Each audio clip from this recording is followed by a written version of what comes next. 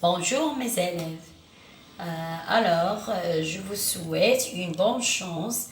Alors, soyez sérieux et suivez avec moi. On va réviser la dernière leçon de grammaire parmi les leçons indiquées pour l'examen unifié. Alors, ça concernant la cause. Alors, c'est quoi la cause et quelle est la question qu'on pose? On pose la question avec pourquoi. Regardez ces exemples-là et quelles sont les expressions de la cause. Alors, regardez. Avant d'utiliser une expression, parmi ces expressions qui sont en rouge, on pose la question pourquoi. Et on a deux phrases avant d'utiliser ces expressions. Alors, regardez le premier exemple, je vais lire. Comme elle est malade, elle est absent. Alors, regardez la place de cette expression comme. Elle est toujours au début de la phrase. Alors ici, elle exprime la cause. Regarde, comme elle est malade, elle est absent. Alors, pourquoi elle est absent? Car elle est malade. On peut utiliser car. Mais ici, on a utilisé comme au début.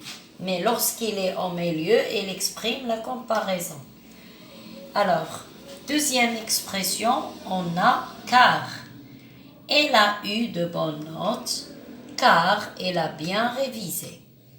Alors, il faut bien lire les deux phrases pour savoir quelle sera la première phrase et quelle sera la deuxième.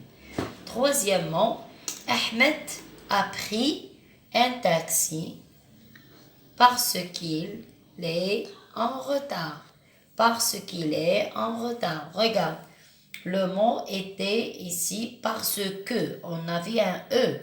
Mais parce qu'on a E et la voyelle I, on supprime le E. Attention, il faut bien voir si vous avez troisième personne de singulier ou bien de pluriel, on doit supprimer le E de que ici, parce qu'il ou bien parce qu'elle. Alors, regardez, notez, voilà les expressions de la cause. On a parce que, puisque, quand et car. Voilà comment vous allez faire lorsque vous avez troisième personne singulier ou bien de pluriel, vous supprimez le E. Alors, c'est ça la leçon de cause. Regardez et relisez bien ces exemples et essayez de retenir cette règle ici. Alors, je vous souhaite une bonne chance et que vous aurez de bonnes notes dans l'examen. Merci, à bientôt.